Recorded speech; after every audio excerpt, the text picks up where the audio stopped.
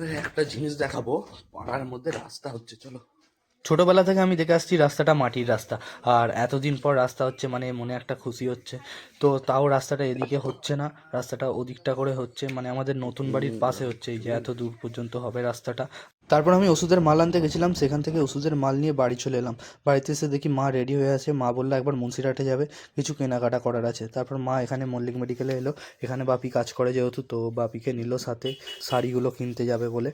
আর এখানে আমি তখন মাংসটা কিনে নিলাম, আর মা বাপিকে নিয়ে এই যে এই অপোজিট সাইডে মামনি স্টোর্স বলে একটা দোকান আছে, সেখানে এসেছে শাড়ি কিনতে। তারপর মা এখানে কিছু শাড়ি পছন্দ করলো, আর দামাদামি তো চলবেই বুঝতে পারছো, তো দামাদামি করে শাড়িগুলো কিনে নিল।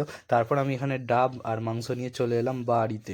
বাড়িতে এসে দেখি মৌমিতা আনাজ কাটছে, তো মৌমিতাকে বললাম যে মুড়ি দাও। তো এখানে রিলস দেখতে দেখতে আমি এখন খাচ্ছি মুড়ি। মুড়ি খেয়ে ভাবলাম যে আজকে চুলটাও কেটে আসি, তো এখানে আমার বাইক দাঁড়িয়ে আছে, তো বাইক নিয়ে চলে গেলাম মুন্সিরহাটে আমি সীমা সিনেমা হলের কাছে চুল কাটি। তো এখানে ভিড় ছিল, একটু বসেছিলাম, অপেক্ষা করছিলাম, এনার পরে আমার হবে। তো চুলটা কেটে নিলাম, চুলটা আজকে একটু ছোট ছোট করেই কেটেছি। তারপর বাড়ি চলে এলাম, বাড়িতে এসে দেখো কী হয়। गाइस देखो ना गाइस, क्या है देखो ना। তো গাইজ এখন চুল কেটে বাড়ি চলে এসেছি, আর কেমন লাগছে দেখো, পুরো একদম অন্যরকম লাগছে। তো ভিডিওটা ভালো লাগলে সবাই একটা লাইক করে দেবে, আর চ্যানেলে নতুন হলে অবশ্যই সাবস্ক্রাইব করে দেবে। ফেসবুক আর ইনস্টাগ্রাম থাকলে অবশ্যই ফলো করে দিও। চলো টাটা।